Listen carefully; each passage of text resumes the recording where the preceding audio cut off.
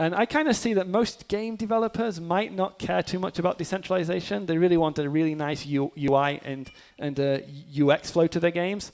So I see a lot of game developers, they're choosing blockchains that are maybe like cheap and easy to use, but are not decentralized at all.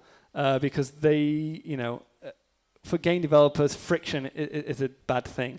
So I kind of see it could, it's maybe a little bit of a negative thing, but I don't think it necessarily is. But you kind of see that, we're getting more and more blockchains to games, which I would say aren't really blockchains. They kind of use a blockchain name because it's, it gives them marketing or it gives them some sort of attraction, but really they're kind of fake blockchains because that's the only way they can offer good UI and UX. Because as I said, blockchain is very inefficient. It's very expensive to use in a decentralized way.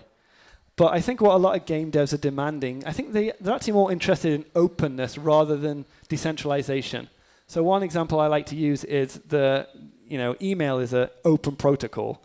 Some people use decentralized email, but most people use centralized email.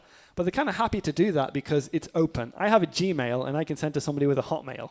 They're both centralized services, but it's good because it's openness. If I could only send Gmail to somebody who has a Gmail, email maybe wouldn't have taken off. It kind of took off because anybody can support the openness protocol. And then you can use Gmail, I can send to Hotmail. You can use a more decentralized or private solution like Proton Mail, and you can still send to Gmail. So I kind of think maybe blockchains are going the same way, kind of maybe what game developers or people want. They're not too interested in the decentralization. They just like the openness. They want like an open standard for payments or an open standard for like NFTs. So for example, let's just assume Solana is quite centralized, but it might let you trade an NFT with somebody on Polygon, so which is maybe more decentralized. But because there's an open protocol, it just allows transactions to flow.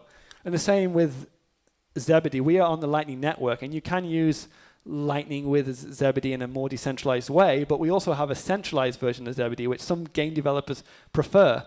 But you can still interact with the Bitcoin Lightning Network. So if you earn sats in a centralized way on Zebedee, you can still send sats to another Bitcoin Lightning Network. It's open. It's like email. Some game devs need to kind of have centralization. If you're a game dev and you're, in Germany, and Germany has a law where, you must not let a terrorist play your game and transmit cryptocurrency.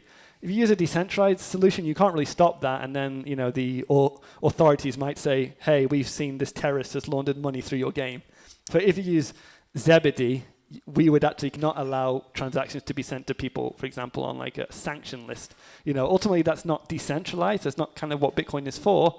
But as a game developer, you can be confident you're using Bitcoin in a way that won't get you in trouble because Zebedee is managing all that risk to you. However, it does link to the open Bitcoin network. So it's not completely closed. You can still exit to the Bitcoin Lightning Network. So it is open. You can earn some sats in the Zebedee game, and then you can send that outward to the open network.